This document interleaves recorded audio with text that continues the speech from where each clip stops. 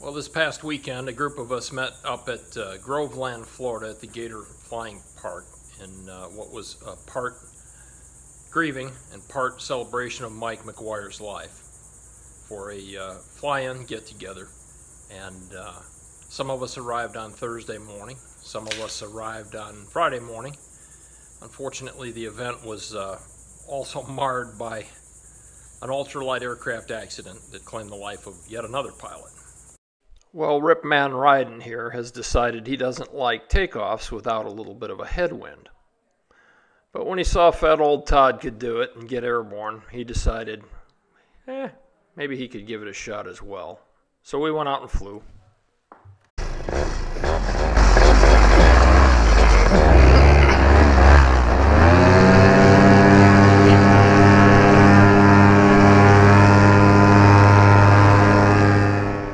Well, it was very quickly apparent and easy to see what Mike loved about this place.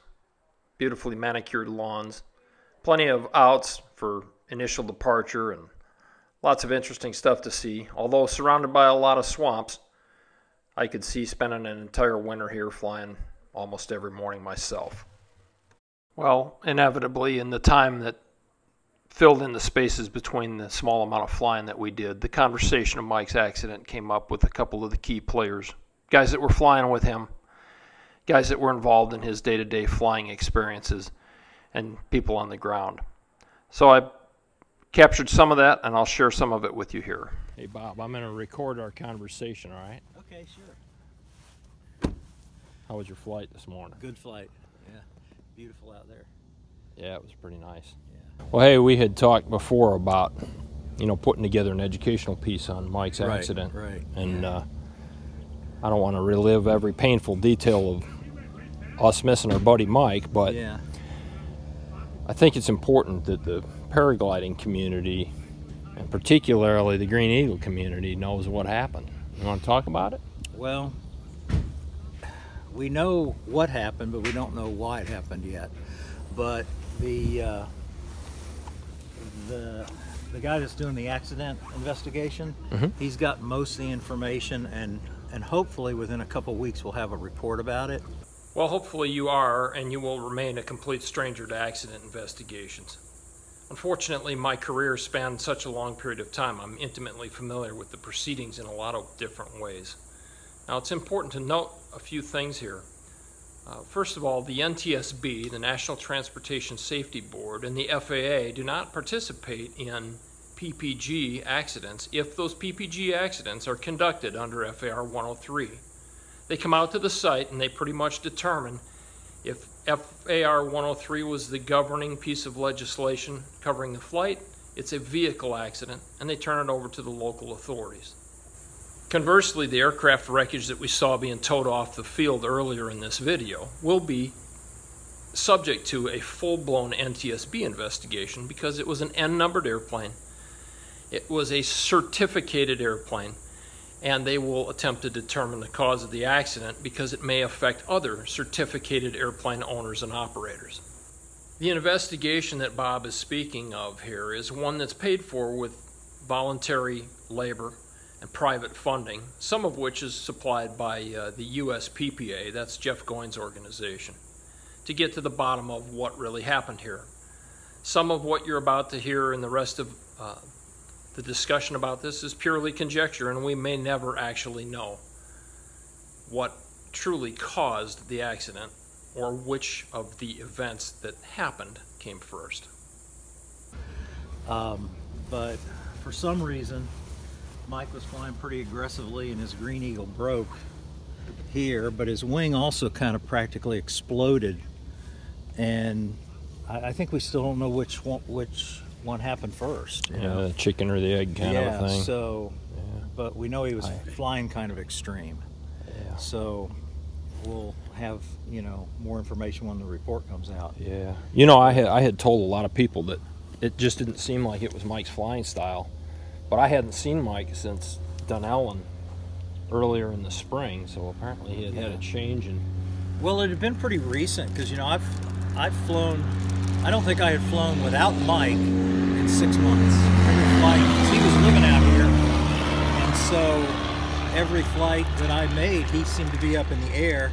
We did a lot of cross country, you know, that kind of thing. Sure. He would like to spiral down a little bit sometimes. I know that more so than I. That wasn't something I liked to do that much, but I know he would like to do that.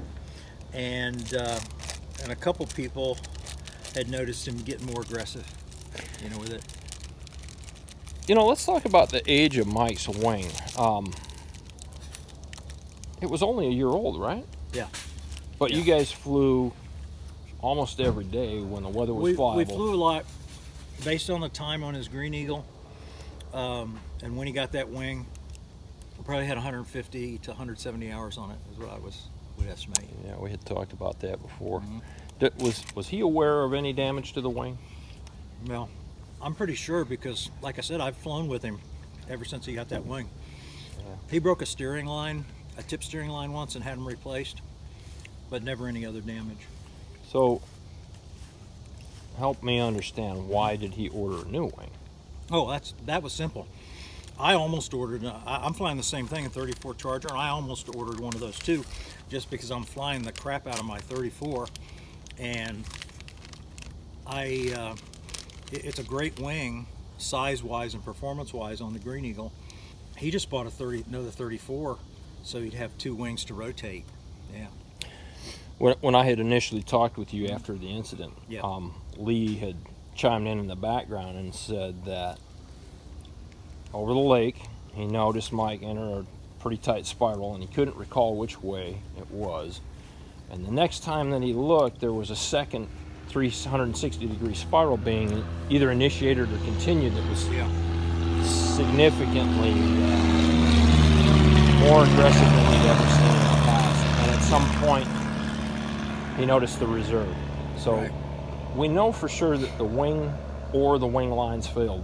Whichever happened first, we don't know. No, I don't think we know. Do we know for sure if Mike manually deployed the reserve, or was there a chance the reserve deployed on its own? I think that you'll find when the report comes out that the reserve was just drug out because of the Green Eagle separating. Oh. Yeah. Wow. Yeah. Wow.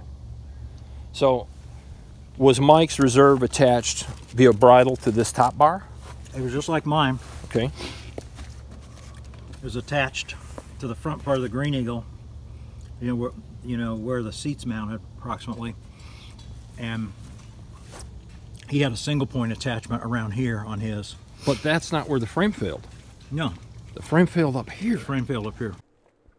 So this is a perfect example of why it would be really nice to have a full-blown formal accident investigation. In our discussions, Bob and I had convinced ourselves that the failure happened forward of the start switch on Mike's machine. But yet these photos gleaned from the news coverage from far away the day of the accident clearly shows the failure point is at the aft end of the carriage for the wing attach points. Notice the start button location. That's not the side that has failed. The side that has failed is aft of that, exactly where Bob said Mike's reserve had attached. No fault of Bob's. There's an awful lot to understand about this accident before we ever really determine exactly what happened. So, extreme loading of the carriage system, did it fail at this bolt? Or did it fail forward of that? The failure points were around the bolts, but I can't remember. One of these was still attached, and that side was not. This side was not. Yeah, the failure points were exact. I've got pictures of my phone. You got the pictures. Yeah, right there and there. This bolt here, but it didn't fail and here. Then here and here. Yeah, it didn't fail at this one over here, did it? Yeah.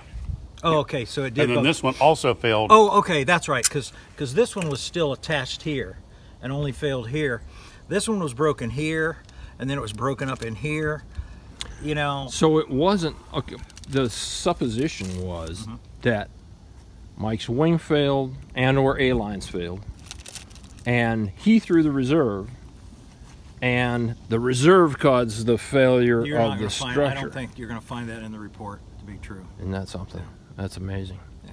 So and the supposition came from just trying to piece this Oh, together. From what Bob had told me, from what Barry initially. had posted initially, from the pictures of the accident that I was able to glean from the news coverage that were far away shots, without seeing hands on the gear. Yeah. You know, the frustrating thing I was on the ground. Phil saw it on the ground.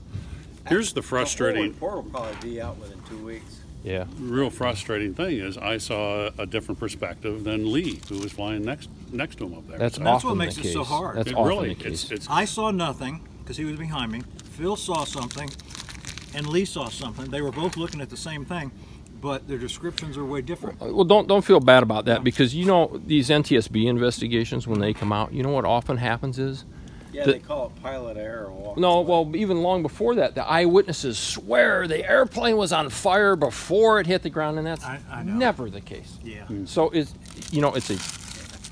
a certain amount of PTSD. Yeah. It's No, a very tell us. Yeah. there is the shock of your brain's inability to process what's happening. You don't need to feel any guilt about not having a very accurate eyewitness account. But what was your account? He texted me, and this is where, you know, because I said get low, and he said not here, you know, and that's what she said. Then he said not here, meaning that he was over the water. I think you don't want to get too low there. Thank you. And I saw him do the spirals as he started to exit out and started swinging down. I saw the front collapse, the wing go up like this. This is where you talk about PTSD and things. I could have sworn I saw it reinflate at my initial reaction, but then as I closed my eyes and started picturing it over and over again, the wing was spinning. So but I saw it snap. I saw something happen, and then both my wife and I saw a piece fly off. Wow. We now know that it was The front half of the machine, and Mike with it. You know, I've got a buddy that has one of these. He keeps it in my hangar in South Carolina, and I had always been concerned with how the seat physically attached to the frame itself. Did you guys notice on looking at Mike's gear, had the bolts pulled through the seat?